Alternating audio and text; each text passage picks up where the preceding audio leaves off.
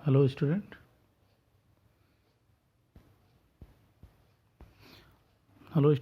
आज की हमारी क्लास आरसीसी की है। आज के लेक्चर में हम लोग देखेंगे, इससे पिछले लेक्चर में हमने क्या पढ़ा था, WSM वर्किंग स्ट्रेस मेथड के बारे में डिटेल पढ़ लिया था। ठीक है, आज हम लोग कौन सा मेथड पढ़ेंगे, अल्टीमेट लोड मेथड, जिसको हम हिंदी में बोलते हैं चरम भार विधि। ठीक है, आइए इसमें हम थोड़ा समझ लेते हैं क्या है ये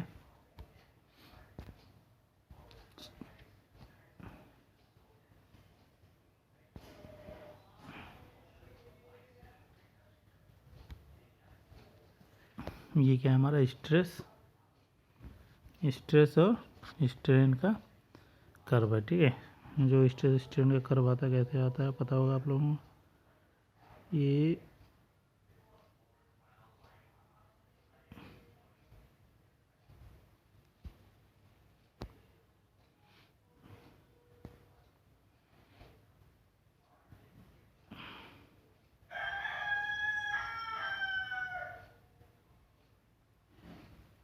ठीक है, ये कौन सा पॉइंट होता है ए, फिर यहाँ कहीं बी पॉइंट होता है, फिर यहाँ कहीं सी होता है, यहाँ डी होता है, यहाँ ई होता है, यहाँ एफ होता है, यहाँ जी होता है। ठीक है, ए पॉइंट को हम क्या बोलते हैं, लिमिट ऑफ, यहाँ तक तो क्या होता है हमारा मटेरियल जो होता है क्या होता है, लीनियर होता है। अप टू कहाँ तक होता है, इलास्टिक लिमिट तक होता है। यहाँ तक क्या होता है, हुक्स ला क्या होता है, वैलिड होता है। इसके बाद क्या होता है, कर्व आ जाता है। बी पॉइंट तक क्या होता है, कर्व होता है। यहाँ भी क्या होता है, इलास्टिक लिमिट तक होता है। सी पॉइंट क्या है, सी पॉइंट से यील्डिंग शुरू हो जाती है मटेरियल की। सी और डी के बीच में जो डिफरेंस होता है वहाँ पे क्या होता है, यील्डिंग हो जाती है। और डी से एफ के बीच में जो ऐसे होता है ना जिगजैग सा, तो उसको हम वहाँ पे क्या होता है, इस वाले पॉइंट पे मटेरियल की क्या होती है, मटेरियल की यहाँ पे क्या होता है, डिफॉर्मेशन बहुत ज़्यादा होता है। यहाँ पे प्लास्टिक में आ जाता है मटेरियल के मटेरियल के जो भी हमारा ये बार है, हम टेस्ट कर रहे हैं, माइल्ड स्टील बार है, इसके मटेरियल क्या होगा, दूर दूर जाते हैं। इन दोनों के बीच में क्या होती है, इन दोनों में वो होता है, क्या बोलते हैं, वाइब्रेशंस। इन दोनों जब हम पुल करते हैं इन यूटीएम मशीन में, तो क्या होता है, खींचते हैं तो मटेरियल क्या है, दूर दूर जाते हैं। जैसे दूर दूर जाते हैं लेकिन इनकी लेंथ तो मटेरियल की चेंज नहीं होती। ठीक है, दूर दूर जाते हैं लेकिन मटेरियल की लेंथ तो चेंज नहीं होती, बस ऊपर नीचे। एक मटेरियल इधर जाएगा, ये इधर आने की कोशिश करेगा, ये आगे जाएगा, ये इधर जाने की कोशिश करेगा, सब आपस में एक दूसरे से के अपोजिट रिएक्शन देते, कोई इधर जाएगा कोई उधर जाएगा। इसीलिए यहाँ पे जो डी से ई के बीच में जो होता है, ये कैसा होता है, ऐसे करके जिग जैग बनता है। ठीक है, यही है।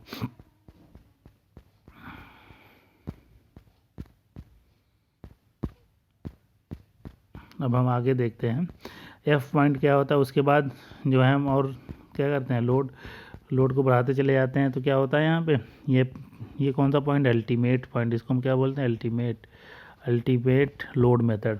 अल्टीमेट लोड मेथड में हम क्या करते हैं, लोड जो भी हमारा जो मटेरियल है जो हम यूज कर रहे हैं, माइल्ड स्टील बार, उसको हम तो क्या कहते हैं, पूरा का पूरा इस्तेमाल कर लेते हैं। कहाँ तक यूज कर लेते हैं, अल्टीमेट लोड तक हम यूज कर लेते हैं। ठीक है, और इससे पहले हम जो पढ़ रहे थे वर्किंग स्ट्रेस मेथड, हम यही सी लो ईल्ड पॉइंट तक ही यूज कर रहे थे। और जो भी और सारा मटेरियल क्या जा रहा था, हमारा वेस्ट जा रहा था। ठीक है, और अल्टीमेट लोड मेथड में क्या है, हम पूरा मटेरियल यूज कर लेना, अप टू कहाँ तक, up to ultimate load point तक, यहीं तक यूज करना है। इसके आगे क्यों नहीं यूज कर रहे हैं, इसके आगे हम इसलिए नहीं यूज कर रहे हैं क्योंकि इसके आगे जो है मटेरियल हमारा क्या हो रहा है, फेल हो रहा है। ये जी क्या है, फ्रैक्चर पॉइंट है। अब फ्रैक्चर पॉइंट है तो यहाँ पे मटेरियल क्या हो गया, फेल हो गया। That is the concept of ultimate load method. ठीक है, आइए हम लोग हिंदी में एक बार डिटेल में देख लेते हैं। इस विधि से अभिकलन का मतलब होता है क्या, अभिकलन का मतलब होता है डिज़ाइन। इस विधि से अभिकलन डिज़ाइन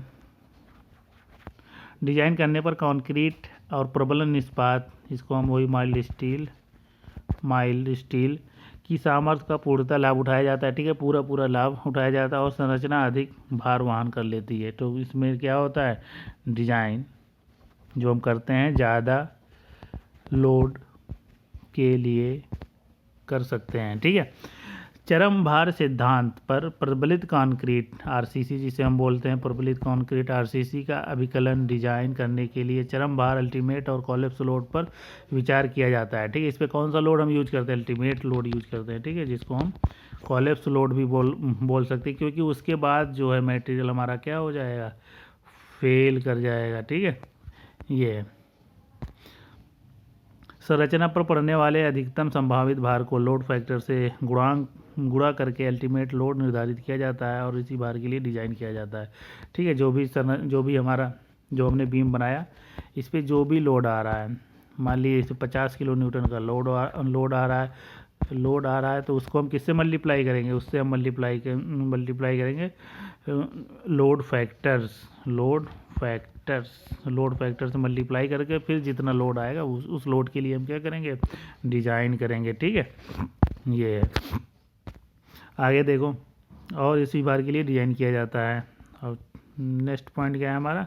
लोड फैक्टर क्या होता है? लोड फैक्टर जो होता है भार गुणांक, जिसे हम बोलते हैं collapse load upon working load. Collapse load कितना है? हुआ जो मटेरियल हमारा कहाँ पे फेल हो रहा है। ठीक है, मटेरियल हमारा कहाँ पे? यहाँ पे फेल हो रहा है, ये वाला कॉलेप्स लोड हो गया।